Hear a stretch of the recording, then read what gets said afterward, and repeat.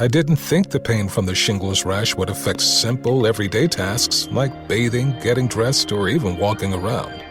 I was wrong. Though not everyone at risk will develop it, 99% of people over the age of 50 already have the virus that causes shingles, and it could reactivate at any time. I developed it, and the blistering rash lasted for weeks. Don't learn the hard way, like I did. Talk to your doctor or pharmacist today. Sponsored by GSK.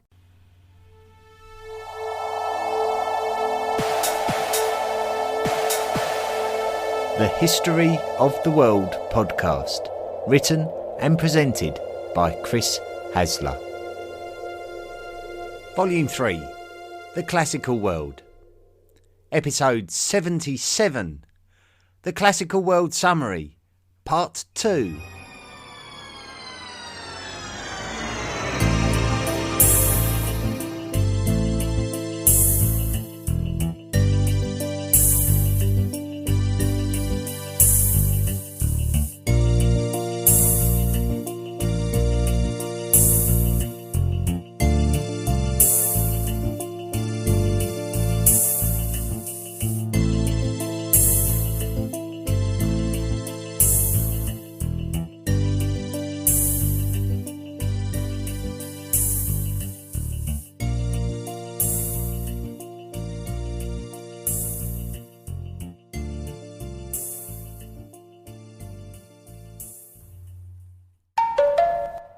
(400 BCE). Much focus was on the turmoil of Greek-speaking societies at the end of the 5th century BCE. But despite the turmoil, the Greek-speaking societies were at the forefront of world academia. The traditions of Greek lyrical poetry, made popular by Sappho, were being continued by celebrated poets such as Pindar. A celebration of Greek scribes took place at a regular festival in Athens called the Great Dionysia. Dramas were written to be performed, and the best dramas would be performed at the Great Dionysia before a panel of judges who would select a winner, who would be presented with an ivy wreath.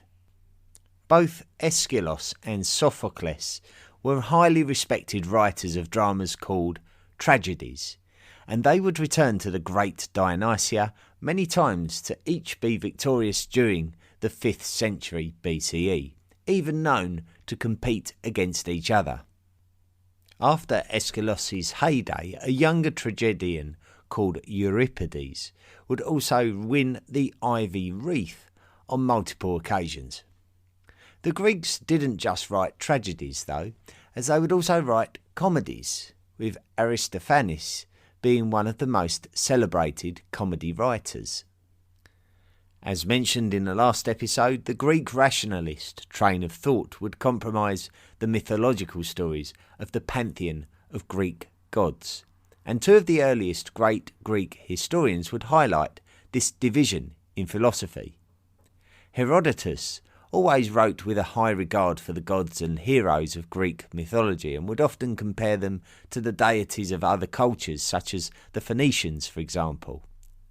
Herodotus's contemporary was a historian called Thucydides, who was known for having a much more rationalist style of writing. Theory of medicines was recorded by the highly respected physician called Hippocrates.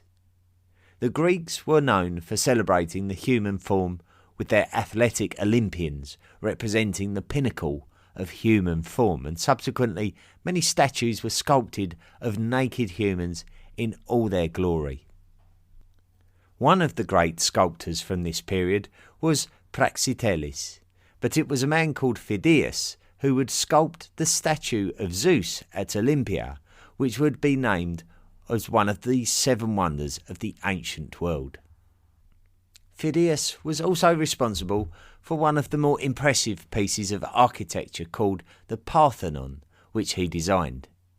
It would take pride of place on top of the Athenian Acropolis, which stood tall over the city itself. This was a golden age for Athens, often called the Age of Pericles, after the great statesman who led the city-state with great competence and confidence, that embodied the feeling of the Athenians in the generations that followed their amazing defeat of the mighty Achaemenid Persians at the beginning of the 5th century BCE.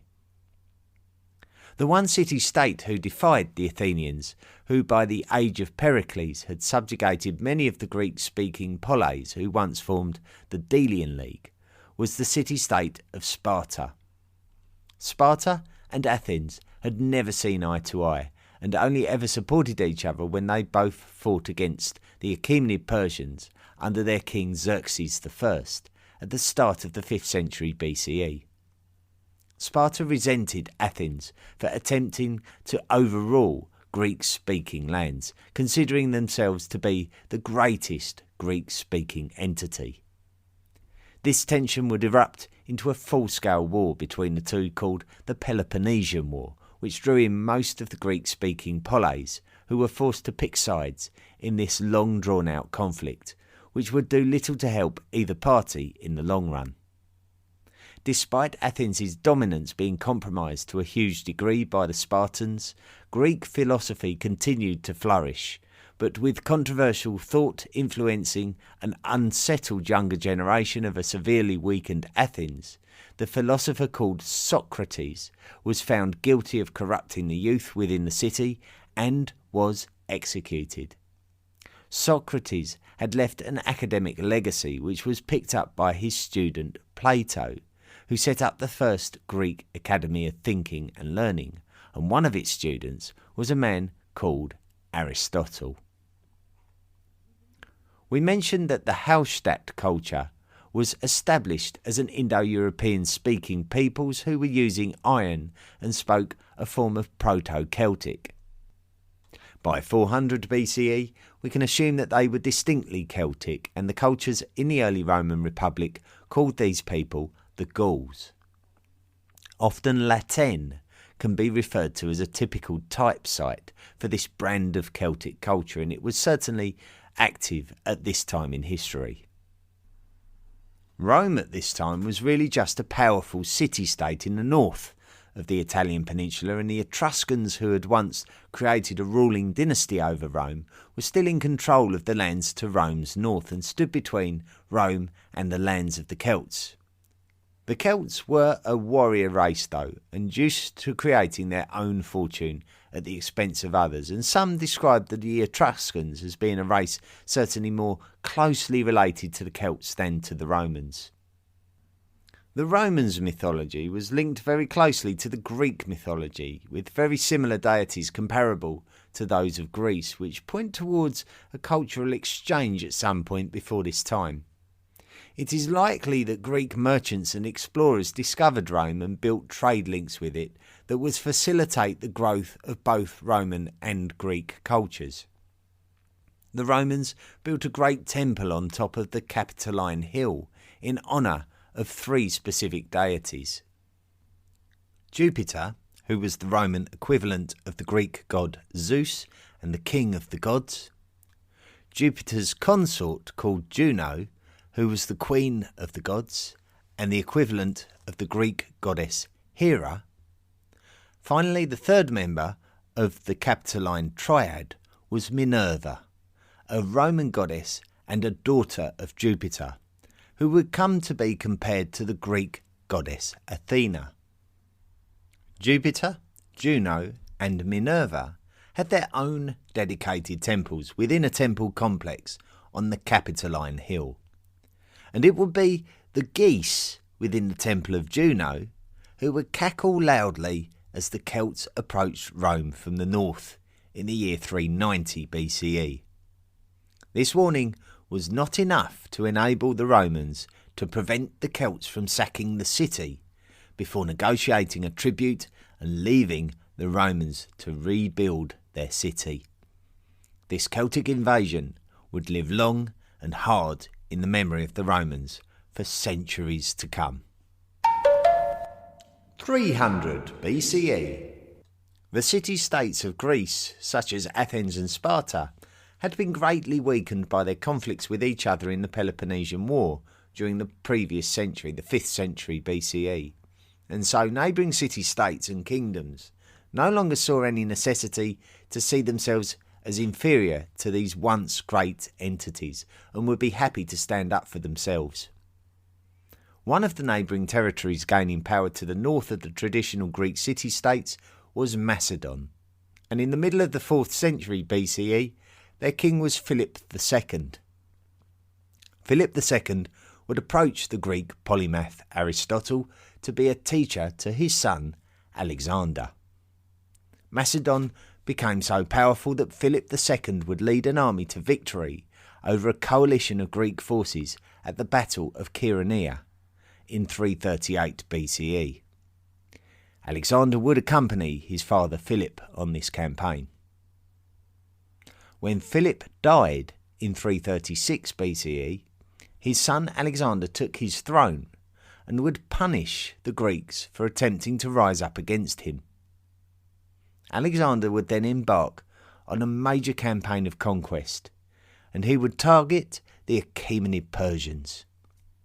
The Achaemenid Persians were not as strong as they may have once been, and Alexander III of Macedon would recognise an opportunity to capitalise on this.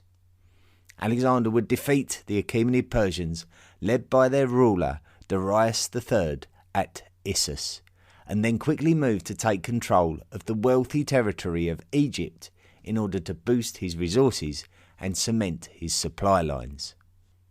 Alexander would then finish off the Achaemenid Persians at Gaugamela and took all of the territory up to the Indian subcontinent, all within just a few years. This was an astonishing achievement which left us considering Alexander the Great as one of the greatest military generals of all time. The Achaemenid Persian Empire was now history. Many cities were founded or renamed in Alexander's honour, with the most famous of all being the great city of Alexandria in Egypt. It's interesting to speculate as to whether Alexander the Great ever encountered another great historical ruler when he reached his easternmost point, as these would have been the lands of the Indian subcontinent during the young life of Chandragupta Maurya. The lands of India had now developed considerably, with many new settlements along the river systems founded by the Indic migrants who had spread into these lands following the disappearance of the Harappans 1,000 years earlier. It would not be long after the premature death of Alexander the Great that Chandragupta Maurya established his own powerful empire within the Indian subcontinent. This was the Maurya Empire, the first great empire of India, established in and around the lands of the Ganges River, which was the same area of the world that the Buddha had achieved his enlightenment almost a couple of centuries previous. As for Alexander's new territories, they were thrown into chaos, with many of Alexander's great generals believing that they should have a share of the spoils, and so the territories of Alexander's empire were carved up between many individuals. But these individuals were certainly not all content with their share, and subsequent councils and skirmishes took place in order to restore some kind of stability. The situation would take a number of decades to be resolved, and this would be called the Age of the Diadochi, a Latin term for successors. Ptolemy Soter would take control of Egypt and declare his independence from the rest of the remnants of Alexander's empire, leaving the lands of Macedon, Syria and Pergamum to sort out their own differences. Seleucus Nicator would take control of the lands of Mesopotamia and the vast expanse of territory eastwards, up to the extent of the Maurya Empire. This would be the new Seleucid Empire that would also expand their territory west to effectively replace what was the Achaemenid Persian Empire as the vast empire in the lands of the Near East. The entire balance of power of the lands in and around the Mediterranean Sea had changed. For some it was beneficial. The new Ptolemaic rulers in Egypt started to try to restore the former glory of these lands. A huge library was built in Alexandria, iconic of the continuation of Greek academia in Egyptian lands. Ptolemaic Egypt would also develop commercial bonds with other lands such as the island of Rhodes in order to stay one step ahead of its post-Macedonian Empire rivals. And Rhodes would enjoy a period of prosperity that enabled them to build a huge statue by the entrance to its harbour that would be known as the Colossus of Rhodes, once again one of the 7 wonders of the ancient world. Moving into the 3rd century BCE, the Republic of Rome would start to move its focus southwards, mainly because of the activity to the south potentially becoming problematic for them. Firstly, the Samnites of the middle of the Italian peninsula had a conflict of interest with the Romans, who were essentially preventing each other from having too much influence on the societies of Middle Italy. The result would be the conquest of the Samnites and a significant expansion of Roman territory. This signifies the start of the Roman rise to dominance and the gradual construction of its vast empire.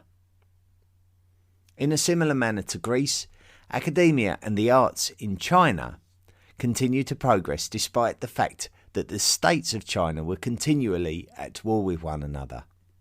This was the Warring States period of Chinese history, and also a period where China was still somewhat isolated from the cultures elsewhere in the world. Despite this, the 3 well-known philosophical branches of Taoism, legalism and Confucianism continued to develop.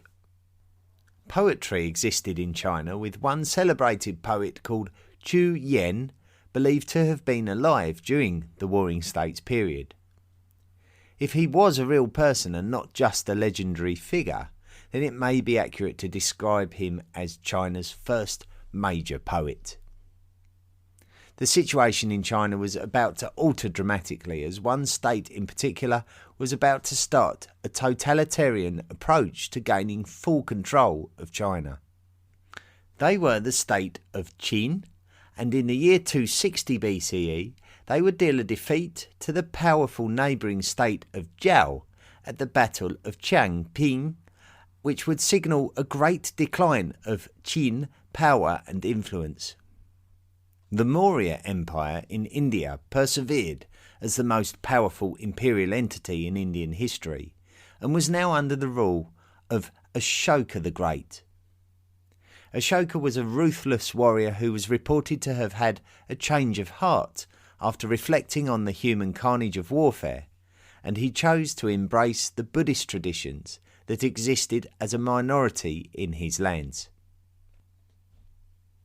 It is also speculated in some forums that the origins of what we can describe as the Hopewell chiefdoms started to emerge in North America. These chiefdoms existed in the USA's Midwestern region, and particularly to the south of the Great Lakes. The Hopewell chiefdoms didn't all share the same culture, but did seem to develop a good trade network with each other, but their prominent years would have been in the following centuries. 200 BCE. One of the most notable of all events that straddle this period are the Punic Wars.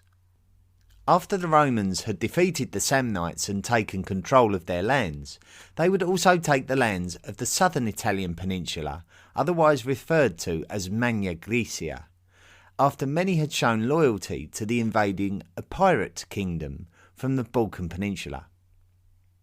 The Carthaginians in Sicily had also had to defend their territory from the Epirots, and once they had gone, the Carthaginians tried to take control of the whole of Sicily, which brought them and their interests a little bit too close to the Romans for comfort, and so a military encounter became inevitable, and it would affect the entire Western Mediterranean and all of its surrounding lands.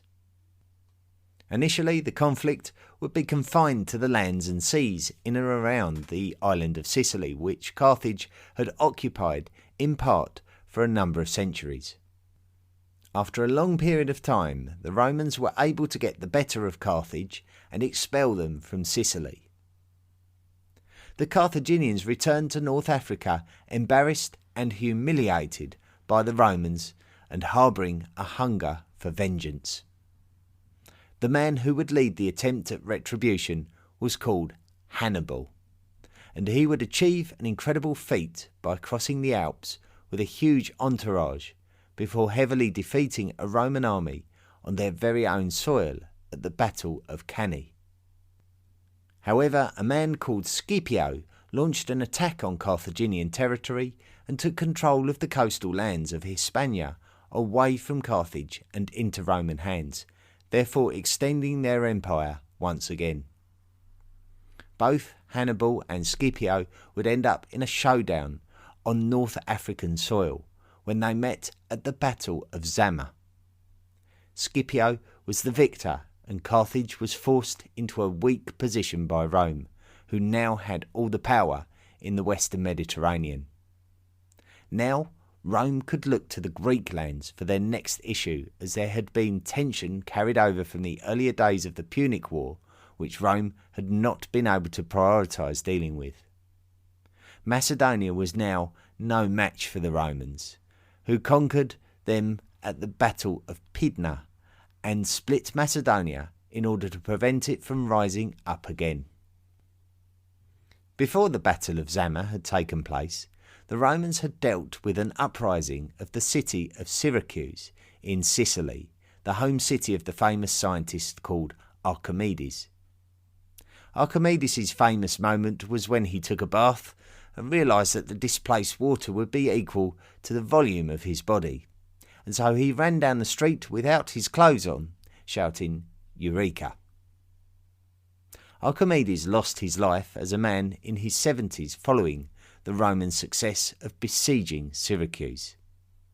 There was little to stop Roman expansion now.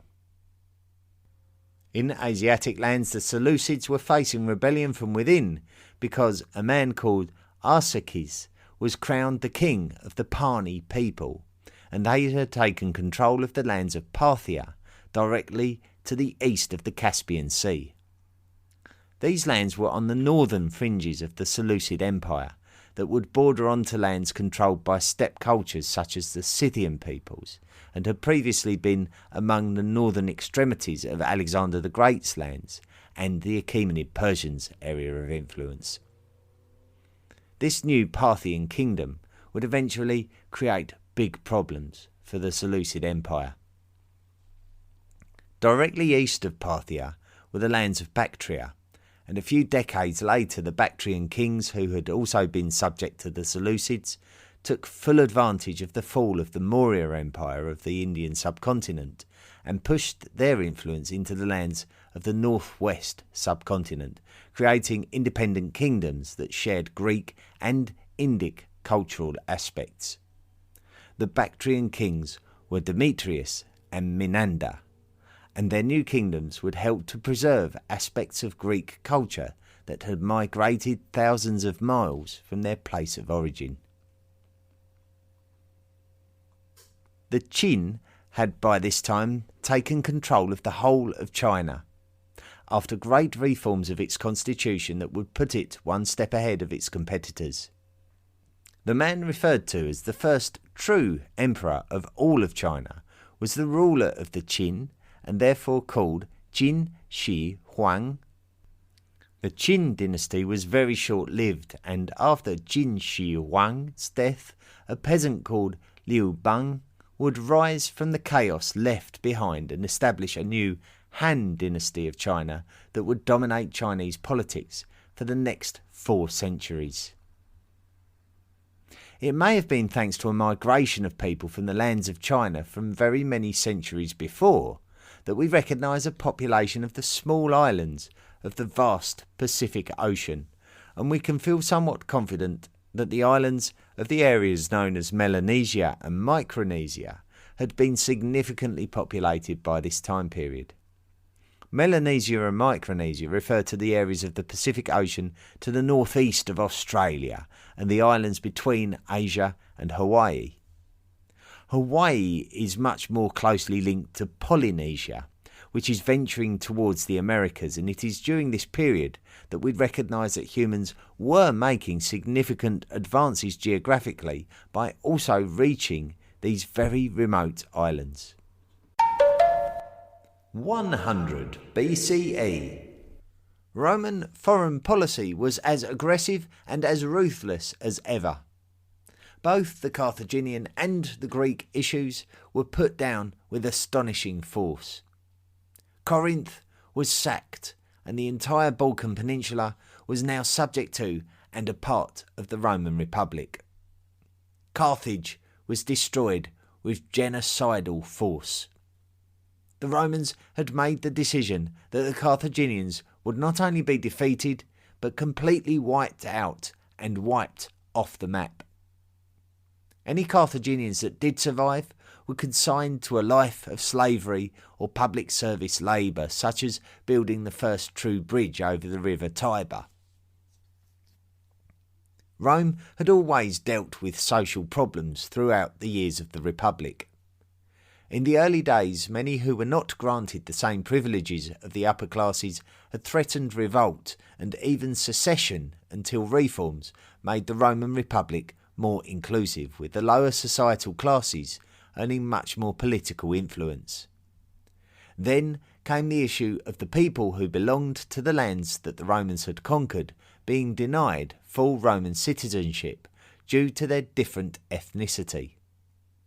Couple this with the fact that many felt that Rome was still weighted far too heavily in favour of the upper classes, and there was a real danger of fragmentation.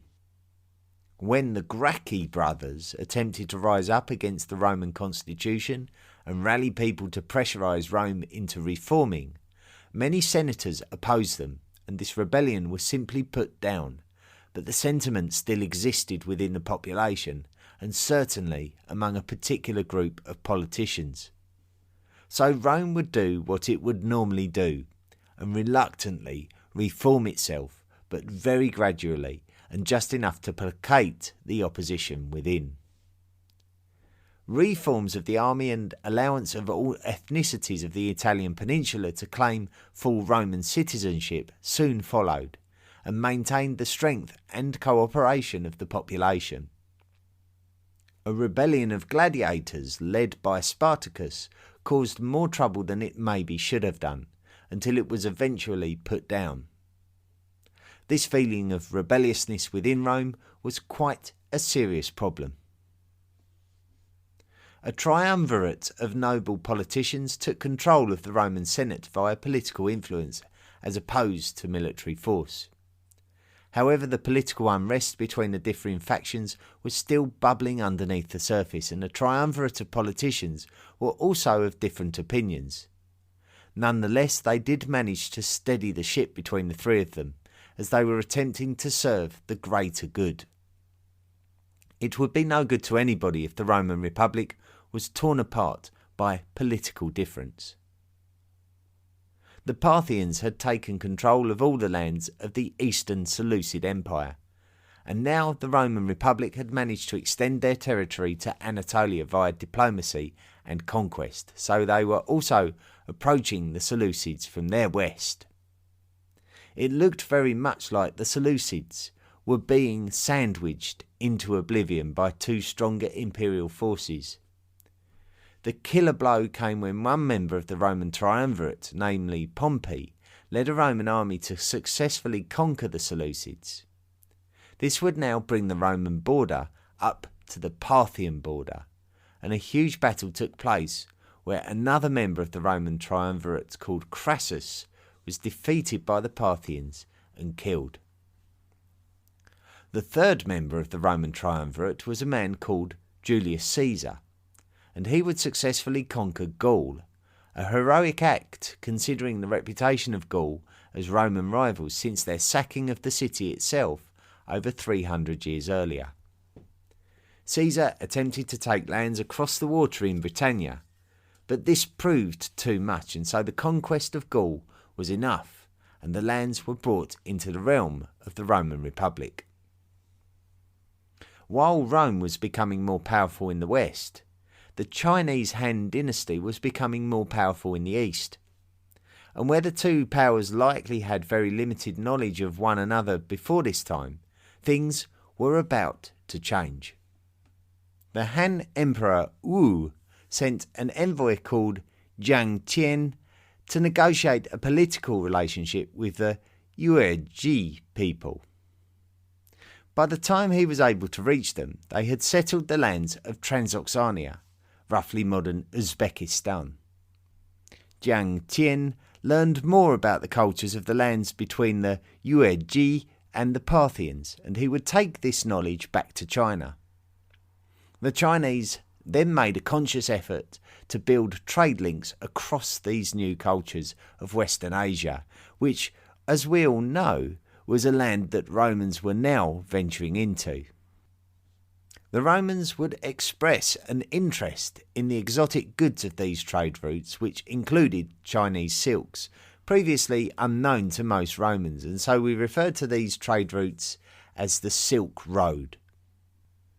The Yuezhi were occupying key lands between the Romans and the Parthians, but there were also Indo-Greeks and Scythians close by, and so a competition for these lands started.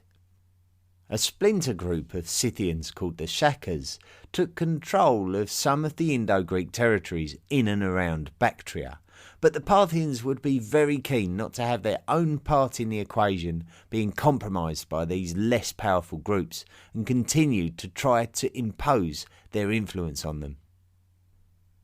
By this time, a recorded history of China had been written much in the same way that Greek scholars had done so in the West. And the most famous of all Chinese historians from this period was Sima Tian. His works would influence future historians of China.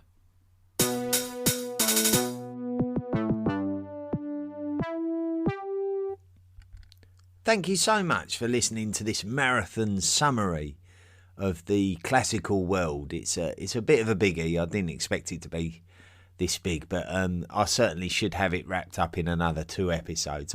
It's nice to be able to do it properly, isn't it, and follow the story correctly. So another 2 episodes, and then we'll be at the end of volume 3. As ever, if you're enjoying the podcast and you would like to support the podcast, it's greatly appreciated. It really does make a difference and does help me to improve the podcast in general. So if you'd like to do that, then just nip along to our Patreon page. Just go to the historyoftheworldpodcast.com website, click on Patreon, and sign up to make a monthly contribution. Your contributions really do make a difference to the product that I'm able to put out there. So I really do appreciate it, and honestly, it does make a difference. When you do make a monthly contribution, you're automatically invited to be a part of the History of the World podcast Illuminati, a very exclusive group for those people who do make financial supports of the podcast regularly. And this week I have to introduce Grecia Bate. I have to introduce 2023 and I think Yannick Kerhervey. I'm not sure Yannick. I think he may have been a member in the past and have joined again. Perhaps I'm not sure, but certainly all of you are now members of the History of the World podcast Illuminati, and go and tell your friends and family and have a great celebration about that. So thank you very much, and thank you for supporting the project. Like I say, it really does make a difference. Let's move on to listener messages now. While I've been recording this podcast, I actually received an email from Harmony, who's put, "Hello, I found your podcast by searching Google for history podcasts and have so far listened to a couple of episodes. I'm very impressed by your extensive list of episodes and how much you've covered. I'm especially interested in learning about conquest, both by emperors and also by local rulers, but not just in broad terms of who conquered who, but in the details of what the conquerors did to the conquered and how the lives of the conquered were affected. Have you discussed this in any of your episodes, and if so, can you please let me know which ones? If not, can you recommend any other podcasts or perhaps books or blogs or videos that deal with this topic? I know a lot of resources to learn about this regarding European conquest and colonialism, but not about conquest and colonialism that precedes it. Thank you, Harmony. Great question, incredible question. Not one that I've ever been asked for before, and it really did get my sort of grey matter, in action. And it's difficult. It's a very, very difficult question to answer, because obviously, often conquered people will often have, to some degree, will have their culture removed from them to a greater or lesser degree, and so we don't often have first-hand accounts of ancient conquered peoples. Not least of all, I think, because the most of the people, most of the peasantry would have been illiterate, so they wouldn't have recorded anything at all regarding their life experiences, and we're just left with the propaganda of how wonderful their lives may have been, even if it wasn't, thanks to the conquests, because it would have been the conquerors who would have written any information that we may read today. So it's very difficult, but it's also circumstantial, and I've replied to your email, Harmony, and sort of discussed why it's difficult to answer and why it's circumstantial. So, for example, the Romans, a fine example of like Roman conquest and how they treated their subjects. The Third Punic War against the Carthaginians, we saw total conquest by the Romans. They went into Carthage and destroyed Carthage. Slaughtered the population.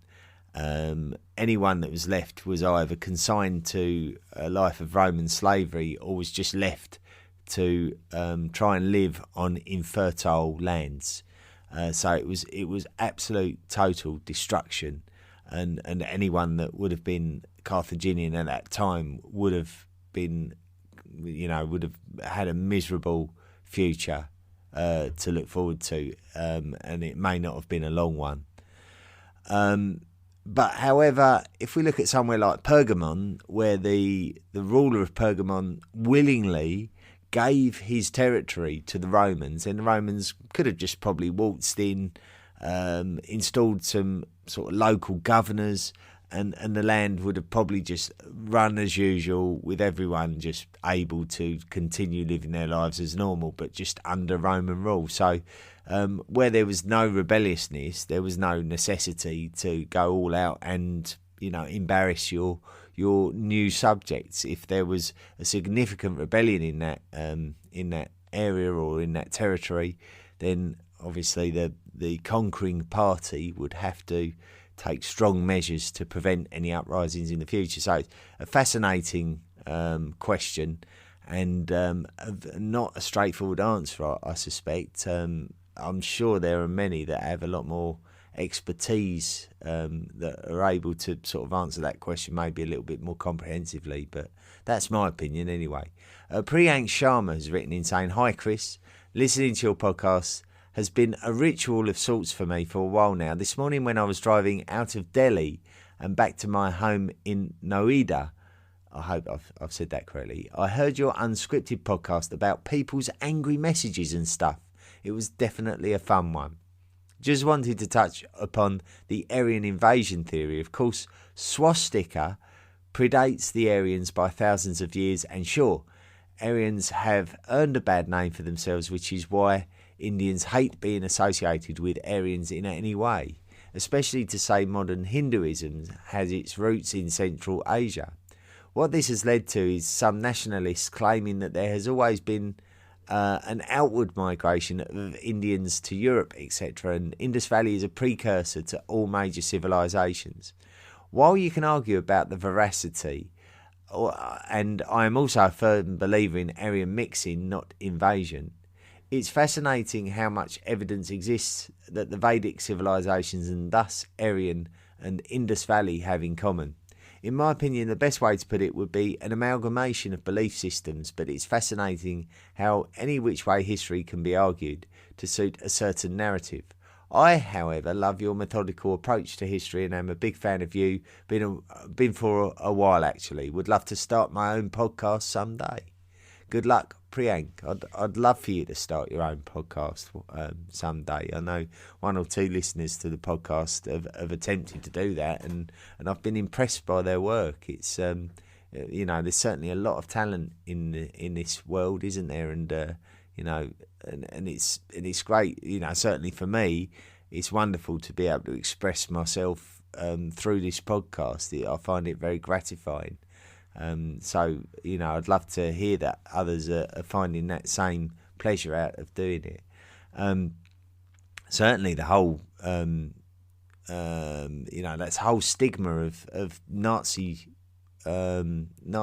use of these terms, Aryans and swastikas and all that kind of thing, is very problematic, because now we have a concept of these things that is skewed and completely untruthful. So with the swastika being like a religious figure of luck until the 1930s, when the whole you see a swastika now and it's almost as if your blood runs cold for a moment or two just at the sheer sight of it. So it's fascinating how our concepts of things can alter, according to sort of just how something is used.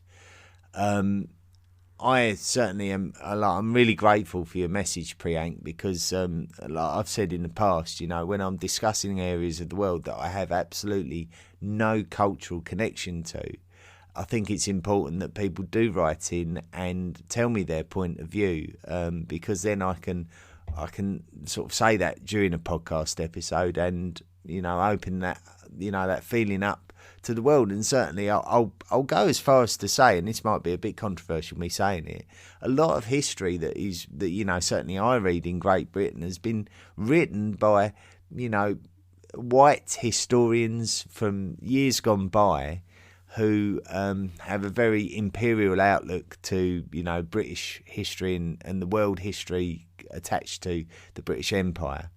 And sometimes I feel like, the points of view of all cultures of the world can sometimes be overlooked, because we're still learning about the feelings of those countries which, certainly in the case of Britain, were conquered by British Empire and, have been written about by the British Empire. So it's very interesting to hear from people who do have a cultural connection to these stories. So it will certainly improve our history, and it will certainly give it a lot more depth, and it will give it a lot more substance, and give us a clearer view of the world which we all live in, cheesily as brothers and sisters. So we all exist together, and we should all know about each other's cultures and learn to appreciate each other. So I think you've made an incredible point there, Priyank, by bringing up the whole Indian feeling about these terms. I think it's no more prominent than hearing it from someone from that part of the world. So thank you, Priyank. And really fascinating, especially when we look at the seal, the Pushapati seal, that seems to depict the Hindu god Shiva before any kind of Vedic scriptures. So this sort of dates to Harappan civilization times, which is not known to be Indo-European or Aryan or even Vedic. So this amalgamation of beliefs is, for me, it's unignorable. It's completely unignorable when we've got artifacts like that we've discovered. So, but thank you so much, Priyank, and thank you to everyone that has written in. I'm just going to cover some reviews now. We've got some reviews absolutely amazing from Scott Luntz from United States of America. Listen to every episode. Love ancient history, and this is the best in terms of depth, insights and variety. Also love your sense of humour, passion and care. A complete and utter joy to listen. Thank you for bringing this all to us, Scott Luntz, Connecticut. Metis the Midwife has put fantastic show, tight scripting while managing a trove of unfamiliar terms, names and locations, makes for a truly interesting show in under an hour. I particularly enjoyed his months-long dive into the Roman Empire and his focus on emperors, along with the broader Roman history. I just got an iPad and this is the first thing I did after setup. The show is that good. Cheers, Chris, and I look forward to Volume 3. And that's from Metis the Midwife from the USA. And then finally, Jared Che Smith from Canada has put, amazing. This is the best. Good voice, informative and relaxing to listen to. I'm always astonished by just how kind everyone is in terms of what they write on these forums. I can't thank you enough for all your kindness, and it really does motivate me to do my best to continue to give you great episodes about history. So thank you so much. Next week we'll continue this journey through the classical world. And until that time, have a great week, everyone, and be sure to be good. Come to the History of the World podcast.com and join all the other hot welders on our wide range of social media. Why not support the podcast by clicking the Patreon link or buying me a book and becoming a lifelong member of the History of the World podcast Illuminati? Drop me a line at historyoftheworldpodcast@mail.com and let me know what you thought of this week's episode. See you next time.